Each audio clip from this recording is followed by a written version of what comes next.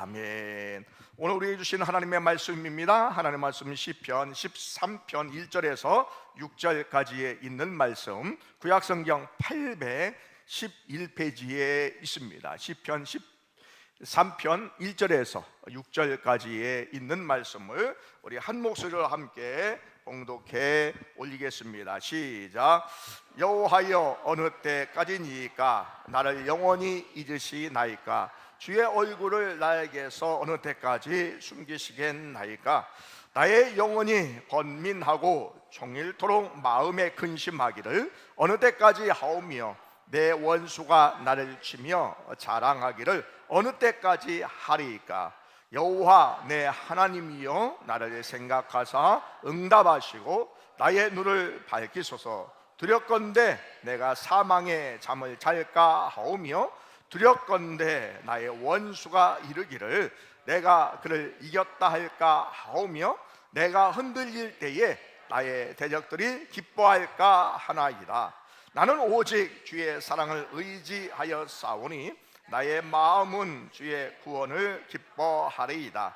내가 여호와를 찬송하리니 이는 주께서 내게 은덕을 베푸심이로다. 아멘. 오늘 시편에 있는 말씀은 6절까지 아주 짧은 구절인데, 이 어둠 가운데 지내온 인생 가운데에 하나님께서 어떻게 역사하실까 기대하면서 기록한 본문이 시편 13편에 있는 말씀입니다. 다윗은 하나님의 마음에 합한 사람이다 라고 하는 인정을 받은 사람입니다. 그렇다고 다윗이 강한 사람이냐? 그렇게도 볼 수가 없죠. 그는 모든 것이 다 완벽하고 상황이 좋았느냐? 그것만은 아니었다라는 것입니다. 물론 왕으로서 화려한 왕궁에도 살았지만 많은 시간 그는 광야와 같고 사막과 같은 아주 척박한 땅에서 방랑하면서 또한 숨어 지내면서 살았던 인생이 다윗의 인생이었다라는 것이지요. 다윗은 오늘 본문에 있는 말씀에 어느 때까지입니까?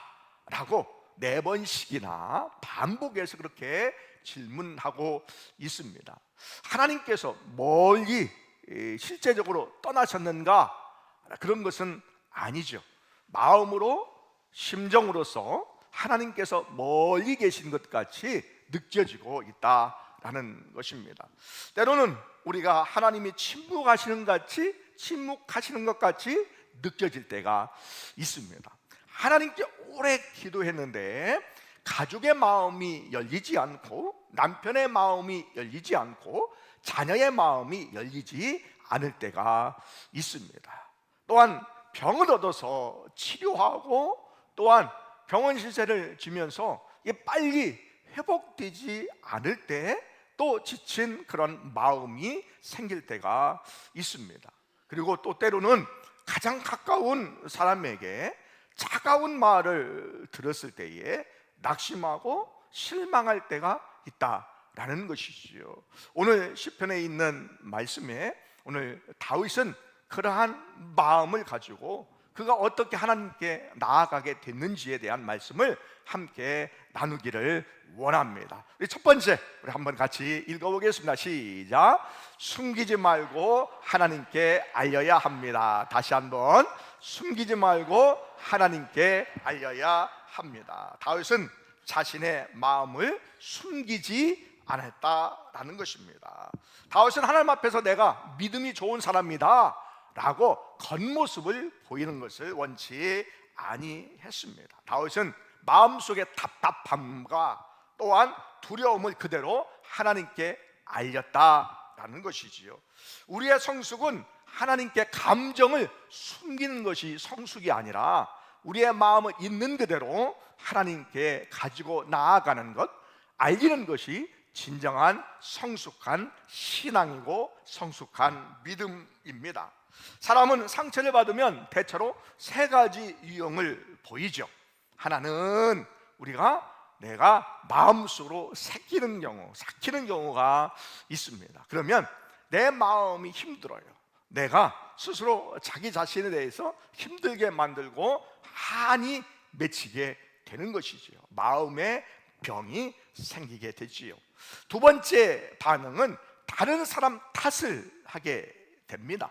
때로는 조상 탓, 부모 탓, 가정 형제 자매 탓으로 다른 사람에게 이 화살을 돌리는 경우가 있는데, 다른 사람에게 해를 끼치는 경우이지요.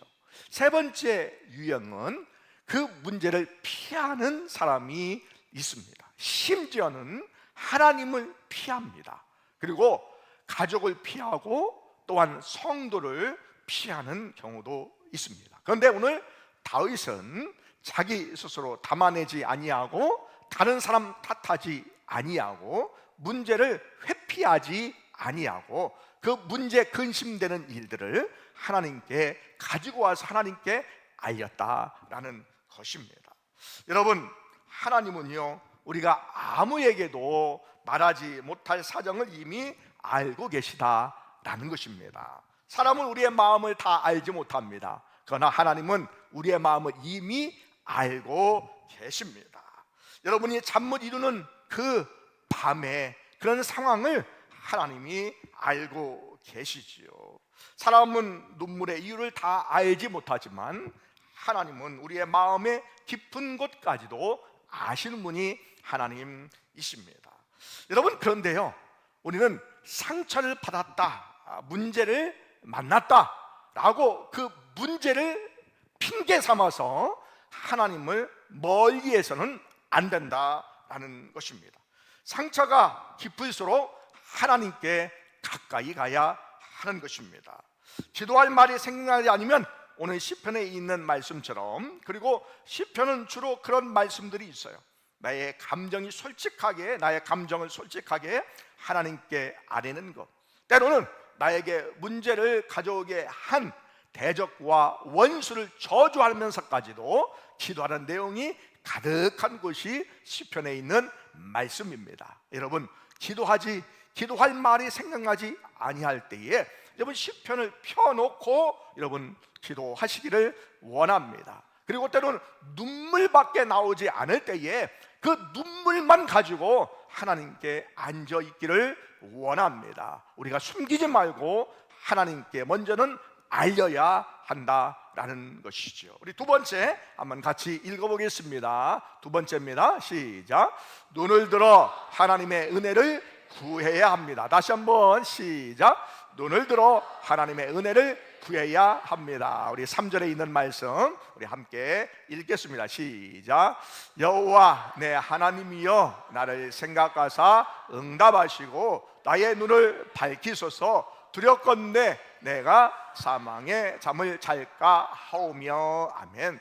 나의 눈을 밝히소서라고 하는 것은 내가 절망 가운데 죽을 수밖에 없는 상황이지만 생명의 이 생명력을 나에게 부어달라라는 것이지요.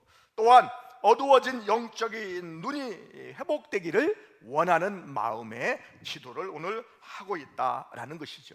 여러분, 우리가 때로는 낙심하게 되면 현실을 왜곡하게 됩니다. 내가 한번 실패라면 내 인생이 완벽하게 다 온전히 실패한 것처럼 생각할 때가 있는 것이죠.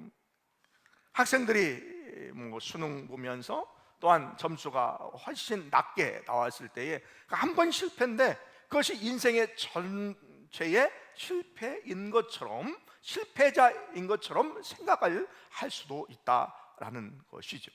하나의 상처를 받으면 모든 사람과의 관계를 끊어야 된다라고 그렇게 생각할 때가 있는 것이죠.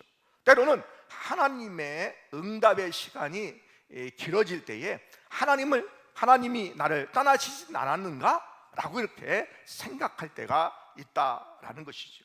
여러분, 갈멜산에서 바할과 아세라 선지자 850명과 하늘에서 하나님의 응답을 기다리며 불을 내려서 그 영적인 거대한 싸움에서 승리했던 엘리야가 있었습니다. 그런데 그 승리 다음에 이세벨이 이 엘리야에게 내 생명을 내가 취하겠다, 가만두지 않겠다, 너를 죽이겠다 라고 하는 단 한마디의 협박 때문에 그가 실망하여 노뎀나무 아래 앉아 있었습니다. 그때 하나님의 음성이 들립니다. 바알에게 무릎 꿇지 않은 7,000명을 내가 남겨주었다라고 말씀하고 있지요. 엘리야의 눈에는 보이지 않았던, 또한 자신과 같이 하나님을 경외했던 사람들이 남겨져 있었고, 다음 이어지는 세대를 준비하셨다라는 것입니다. 때로는 우리의 눈이 어두워서 보이지 않을 때가 있습니다. 우리의 눈이, 영적인 눈이 열려지기를 원합니다. 영적인 눈이 밝아지기 위해서 여러분 하나님께 기도하기를 원합니다. 그러므로 우리의 어두워진 눈이 밝은 눈이 되어서 보지 못했던 것을 영적으로 보는 역사가 있기를 원합니다. 다윗이 나의 눈을 밝히소서라고 기도하는 것은 문제를 당장에 없애주세요 라고 하는 것이 아니라, 문제를 만났지만 문제 가운데에 하나님을 바라보며 나가는 눈이 열리도록 기도했다라는 것입니다. 우리의 눈이 밝아졌을 때에 이미 받은 은혜가 보이기 시작을 합니다. 숨쉬는 하루가 은혜로 다가오기도 합니다. 그냥 하루하루 내가 살아가는 것 자체가 하나님의 은혜요, 하나님의 역사다라고 우리가 생각이 들게 된다라는 것이죠. 여전히 지켜주고 있는 가족이 있고 자녀들이 있고 함께 신앙생활하고 있는 믿음의 형제 자매들이 옆에 있는 것 자체가 은혜로 여겨지게 된다라는 것입니다. 말씀을 읽을 수 있고 예배 드릴 수 있고 기도할 수 있는 것이 은혜로 보입니다. 그래서 어두웠던 우리의 눈이 밝아져, 영적인 눈이 밝아져 여러분 우리가 은혜로 보이는 역사가 있기를 원합니다. 인도에서 선교 사역하면서 뭐 다른 환경적인 거, 음식적인 거, 언어적인 거, 또 문화적인 거 뭐 이런 것들도 어려움이었다라고 할 수도 있지만, 사실 가장 큰 어려움은 영적인 전쟁이죠.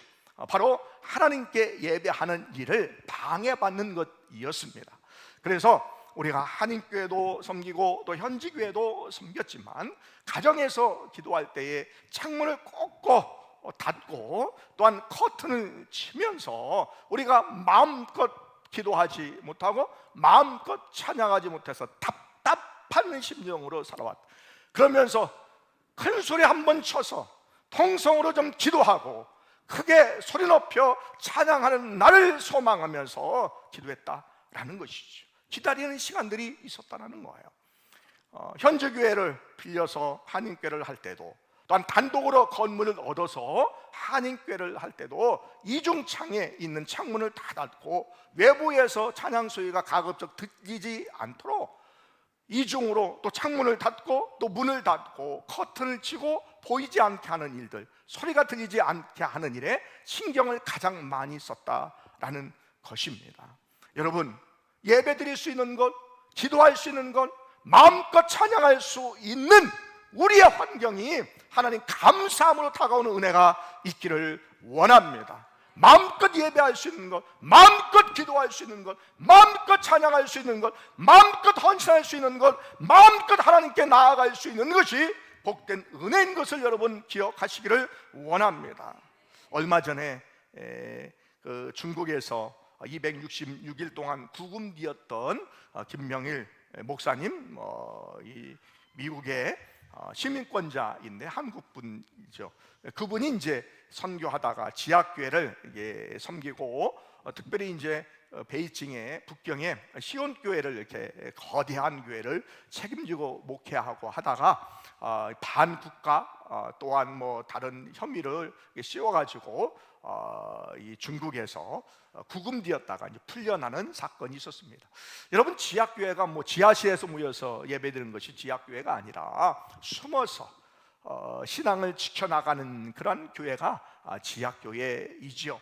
그래서 언제 신앙 때문에 잡혀갈지 모르는, 그리고 때로는 잡혀가서 구금될 뿐만 아니라 목숨까지 잃게 되는 일들에 그러한 마음의 두려움과 그런 가운데 있어도 신앙을 지켜가려고 하는 사람들이 지하교회의 성도들이다라는 것입니다. 여러분, 우리가 마음껏 예배할 수 있을 때에, 또 우리가 마음껏 기도할 수 있을 때에, 찬양할 수 있을 때에 여러분 입술을 벌려서 우리의 마음의 문을 열어서 우리가 주 앞에 나아가는 은혜가 있기를 원합니다.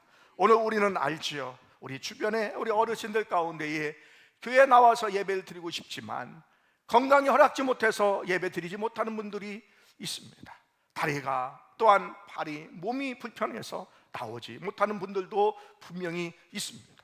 여러분, 우리가 함께 예배 드릴 수 있고 함께 하나님 앞에 나아갈 수 있는 것이 참 축복이고 은혜입니다. 그런데 말이죠, 이것을 복으로 생각하지 못할 때가 있는 거예요. 왜? 어두운 눈을 가졌기 때문에 오늘 우리에게 주시는 일상의 복이 복인지를 깨닫지 못하는 거죠. 그런데 우리의 눈이 밝아지기만 하면 작은 우리의 일상 가운데서도 하나님의 은혜를 우리가 기억할 수 있고 하나님의 은혜에 감사할 수 있다라는 거예요. 작은 것 하나하나가 감사요. 오늘 음식을 우리가 함께 애찬을 나누는 것도 감사요. 또한 성도를 함께 보는 것도 감사한 일이고, 주 앞에 나와서 우리가 작은 봉사를 하는 것도 감사한 일이고, 우리가 하나님께 드릴 수 있는 마음과 여력이 있는 것도 감사한 일이고, 우리의 목소리를 높여서 찬양하고 기도할 수 있는 것이 감사한 일이다라는 것입니다. 여러분, 우리가 기도할 때에 우리의 눈이 열려지도록, 우리가 주님을 바라볼 수 있도록 은혜의 눈이 열려지는 역사가 있기를 원합니다. 세 번째입니다. 세 번째 함께 읽어보겠습니다. 시작.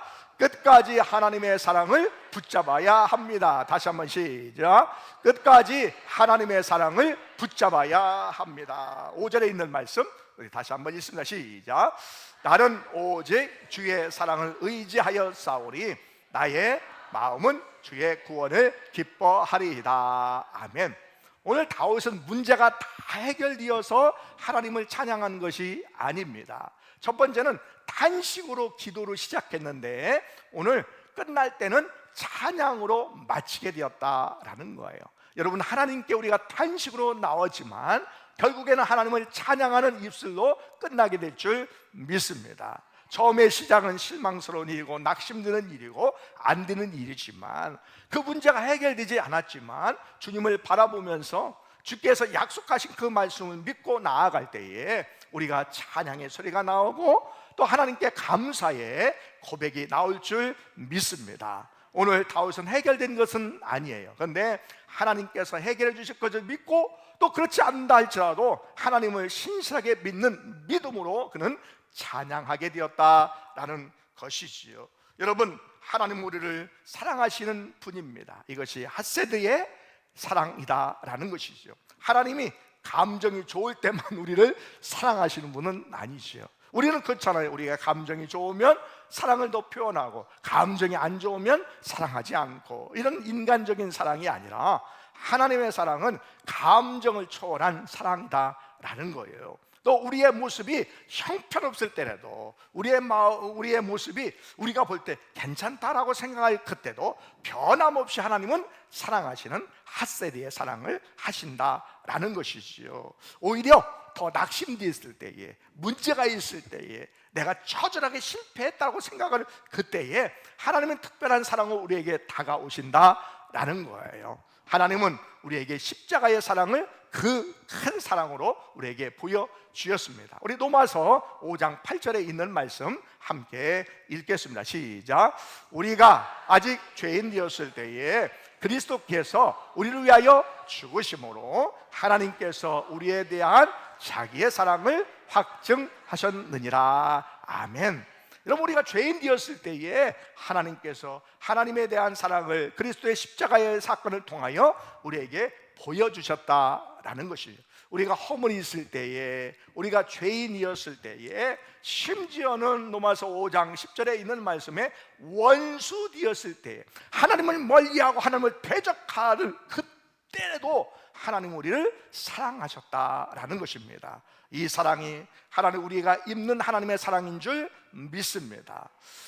고대 철학자 또 신학자인 어거스틴은 이런 말을 했어요. 우리 함께 읽어보겠습니다. 시작. 하나님은 수많은 사람이 있어도 우리 각자를 마치 세상에 단 한 사람만 있는 것처럼 온전히 깊고 세밀하게 사랑하십니다.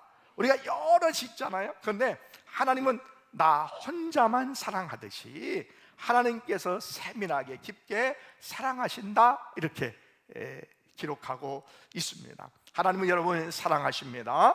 깊게 세밀하게 사랑하십니다. 수많은 인류 가운데 잘 신앙생활하는 사람들 여러 명 있는데 나 같은 사람에게 관심이 있을까? 예, 나에게 관심이 있으시고 나를 사랑하셔서 예수 그리스도를 보내주셨다라는 것입니다. 이 인류에 단 한 사람이 있다 할지라도 오늘 예수 그리스도를 통하여 십자가의 사건을 통하여 우리를 구원해 주시기 위해서 하나님께서는 그 사랑을 우리에게 보여주신 줄 믿습니다. 여러분, 끝까지 하나님의 사랑을 여러분 붙잡기를 원합니다. 여러분, 6절에 있는 말씀도 함께 읽을까요? 6절입니다. 시작.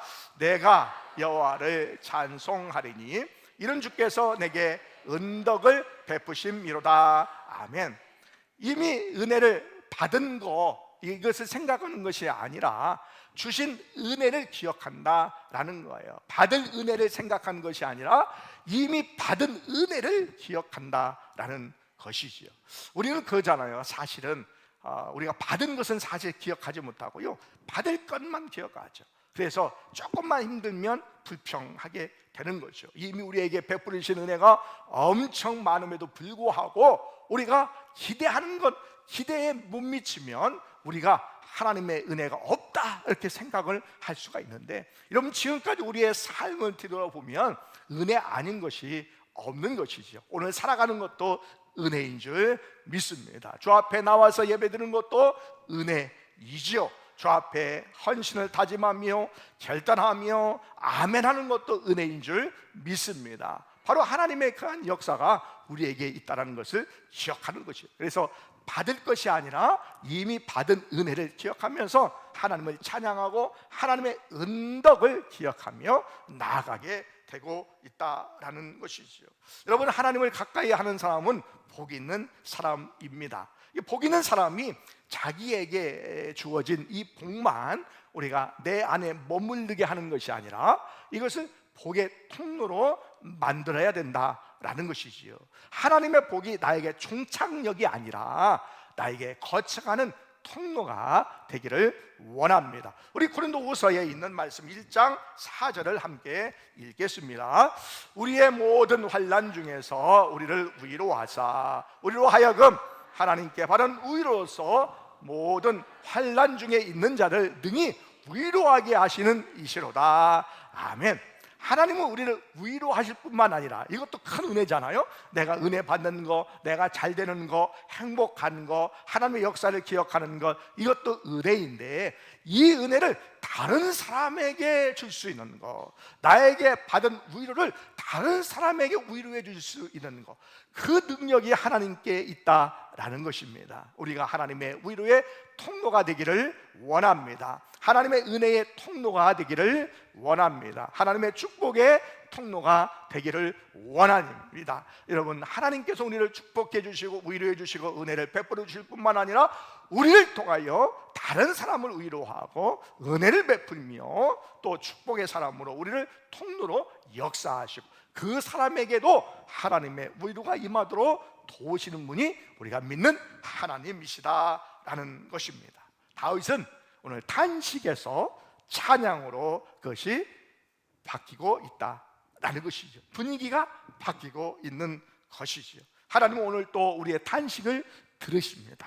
그리고 마침내 하나님을 붙잡고 하나님께 나아갈 때에 하나님께서는 우리의 입술에서 찬양이 흘러나오게 만드신다라는 것입니다. 여러분, 우리가 실망하고 좌절하는 일들이 있습니까? 때로는 우리가 실패한 일이 있습니까? 우리가 절망하고 또한 문제가 있어서 관계 속에서 이런 문제가 있을 때에 우리가 힘들고 어려운 상황에 놓여져 있습니까? 여러분, 우리가 숨기지 말고 하나님께 알기를 원합니다. 그리고 하나님께 알림으로 말미암아 하나님께 붙잡아 주시는 그러한 영적인 눈이 열려지기를 원합니다. 그리고 마침내 우리가 영원히 기억할 하나님의 사랑을 붙잡아 나아가기를 원합니다. 하나님께 나아가면 하나님께서 말씀해 주시고 들으시고 깨닫게 하시고 눈이 열리게 하시고 은혜를 보게 하신다라는 것입니다. 오늘 우리가 살아갈 때에 우리의 인생을 하나님 앞에 나아갈 때에 우리가 하나님 앞에 우리의 문제를 솔직하게 숨기지 말고 가지고 나아갈 뿐만 아니라 하나님께서 역사하시고 구원해 주시고 베풀어 주신 은혜를 우리가 기억하고 또한 하나님의 영원한 사랑을 기억해 나아가기를 원합니다. 여러분, 우리의 신앙은요 그냥 되는 것이 아닙니다. 때로는 훈련을 통해서 이루어지는 것이죠. 여러분, 예배 드릴 때에 매주 우리가 은혜를 받으면 좋겠지만 그렇지 않을 때가 있지요. 여러분, 감동이 없는 예배가 있을 때가 있는 거죠. 그래도 예배의 자리를 사수해야 됩니다. 그 예배의 자리를 지켜야 됩니다. 기도가 안 나올 때가 있지요. 마음이 상해서 안 나올 때도 있고 또한 신앙이 식어져서 안 나올 때도 있지만 여러분, 그 기도의 자리에 앉아 있어야 된다라는 거예요. 그러면 언젠가는 기도의 문이 열리게 되고 기도의 마음이 생기게 되고 하나님께서 우리의 마음을 감동시켜서 기도하게 하신다라는 것입니다.